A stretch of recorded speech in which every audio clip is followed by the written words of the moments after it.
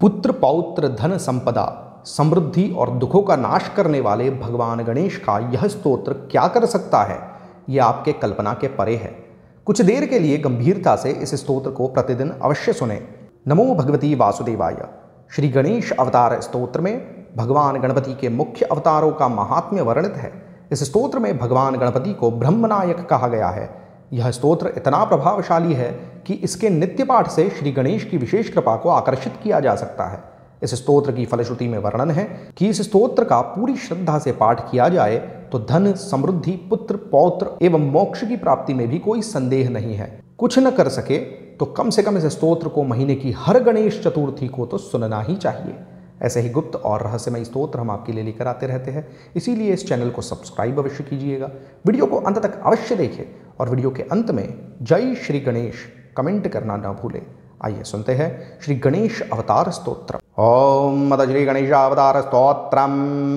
अंगीरस उवाच अनंता अवताराश्च गणेशस्य महात्मनः न शक्यते कथां वक्तुं मया वर्षशतैरपि संक्षेपेण प्रवक्ष्यामि मुख्यानां मुख्यतां गतान् अवतारांश्च तस्याष्टौ विख्यातान् ब्रह्मधारकान् वक्रतुण्डावतारश्च देहिनां ब्रह्मधारकः मत्सुरासुरहन्ता स सिंहवाहनगः स्मृतः एकदन्तावतारो वै देहिनां ब्रह्मधारकः मदासुरस्य हन्ता स आखुवाहनगः स्मृतः महोदर इति ख्यातो ज्ञानब्रह्मप्रकाशकः मोहासुरस्य शत्रुर्वै आखुवाहनगः स्मृतः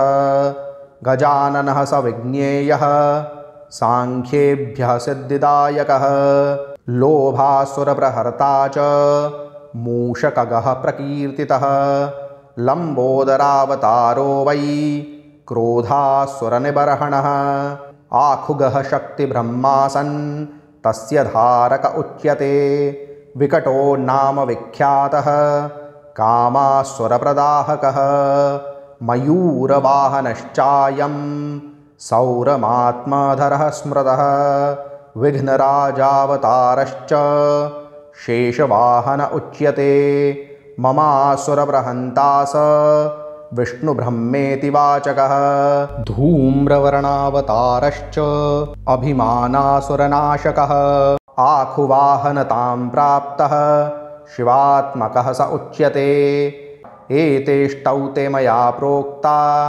गणेशांशा विनायकाः येषां भजनमात्रेण स्वस्वब्रह्मप्रधारकाः स्वानन्दवासकारी स गणेशानः प्रकथ्यते स्वानन्दे योगिभिर्दृष्टो ब्रह्मणि नात्र संशयः तस्यावताररूपाश्च अष्टौ विघ्नहरणः स्मृताः स्वानन्दभजनेनैव लीलास्तत्र भवन्ति माया तत्र स्वयं लीना भविष्यति सुपुत्रका संयोगे मौनभावश्च समाधिः प्राप्यते जनैः अयोगे गणराजस्य भजनेनैव सिद्ध्यति मायाभेदमयं ब्रह्म निर्वृत्तिः प्राप्यते परा योगात्मकगणेशानो ब्रह्मणस्पतिवाचकः